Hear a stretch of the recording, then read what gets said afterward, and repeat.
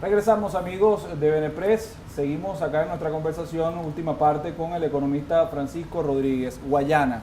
Guayana, Guayana es una bomba de tiempo. correcto. Así lo defino yo, porque, bueno, soy guayanés, conozco Guayana. Sidor, por ejemplo, mientras estuvo en manos del consorcio Amazonia, dio ganancias para Sidor, o sea, para sus dueños y para el Estado. Además, el trabajador se hizo socio, muchos trabajadores se fueron jubilados, adquirieron acciones de la empresa, por ejemplo, y al final del año tenían rentabilidad. Regresó Sidor a manos del Estado, bueno, colapsó Sidor. Todas las industrias, Bausilum, por ejemplo, acaba de recibir un barco con alúmina que debió haber hecho Bausilum para el proceso del aluminio, pero Alcasa está en cierre técnico. Veralum, la otrora planta reductora de aluminio más moderna de Latinoamérica, está en el suelo de 905 celdas, está por debajo de 200, o sea, aproximadamente un 18% de su capacidad instalada. ¿Qué hacer con Guayana? ¿Cómo invertir? Porque ahí hay una cantidad de recursos que hay que inyectarle a las empresas básicas para que vuelvan a ser productivas. ¿Qué hacer con eso? Guayana necesita inversión, Guayana necesita el sector privado, Guayana necesita electricidad también. O sea, nosotros tenemos un problema grave en este momento de suministro eléctrico donde hay muchas de estas industrias que simplemente no se pueden prender porque el país se queda sin electricidad. Entonces aquí nosotros necesitamos un plan de inversión muy sustancial en el sector eléctrico, y esto se tiene que hacer, digamos, de otra forma. Yo, como te dije, no te voy a adelantar exactamente todos los programas sectoriales que nosotros vamos a presentar cuando nosotros presentemos el programa de gobierno económico, pero hay un tema, que es que el Estado se tiene que sentar con todas las empresas públicas que hay, con las empresas que siempre fueron públicas, con las empresas que se nacionalizaron, y ver qué es lo que están haciendo. Y en el 95% de esos casos, esas empresas van a haber que devolverse al sector privado. O sea, lo vamos a analizar caso por caso, pero la realidad es que hay empresas que no están haciendo absolutamente nada, y que simplemente son un costo para el Estado en este momento. Muchas de esas empresas, tú lo que tienes que hacer es traerte socios que estén dispuestos a invertir en ellas y ponerlas a producir. Ahora, en el caso, y menciona el tema de la electricidad, porque nosotros también tenemos un problema fundamental a nivel de la electricidad, que es que la electricidad ha sido como que la otra cara de la gasolina. La gente siempre habla de el tema de los precios de la gasolina, que hay que subir el precio de la gasolina, pero con la electricidad pasa exactamente lo mismo. O sea, tú no has tenido ningún ajuste de tarifas, y por lo tanto, ¿qué es lo que ocurre? Que tú no tienes una empresa, o sea, Corpoelec no tiene una base de ingresos como para poder invertir. Ahorita se está venciendo un bono de Corpoelec, que es un bono internacional, y Corpoelec probablemente va a caer en default de ese bono, al igual que ha ocurrido con el resto de la deuda. ¿Pero por qué? Porque esta empresa no tiene plata propia, que es lo que debería tener. Si una empresa emite una deuda, debería tener dinero propio generado en base a sus ingresos. Ahora, ¿cómo nosotros cambiamos eso?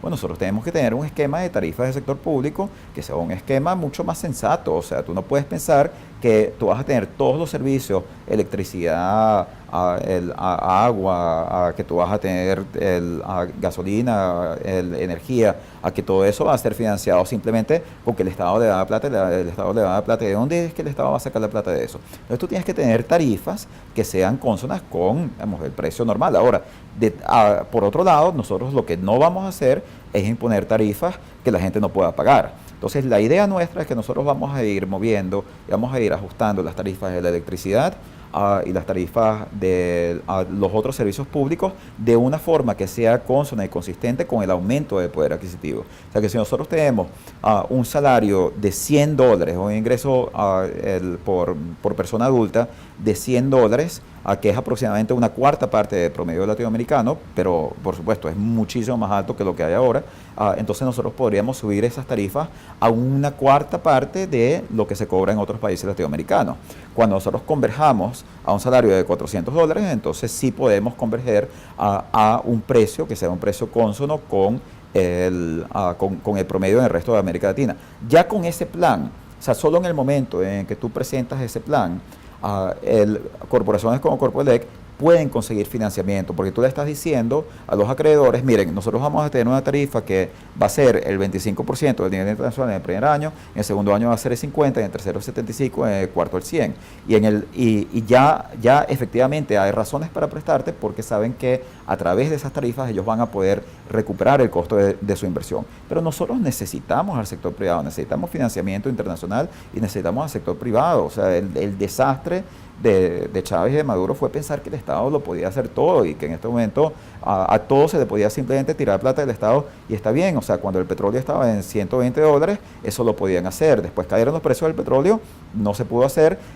Y como no lo pudieron hacer, entonces terminaron recortando la inversión en PDVSA y ahora que nos subieron un poco los precios del petróleo, ya ni siquiera tenemos barriles que vender porque no se está produciendo. Entonces todo eso hay que cambiarlo, hay que darle un giro, un vuelco de 180 grados y eso se hace de la mano con el sector privado y con la inversión nacional e internacional. Para finalizar, economista, ¿qué incentivos va a haber, por ejemplo, para el industrial que trate de exportar?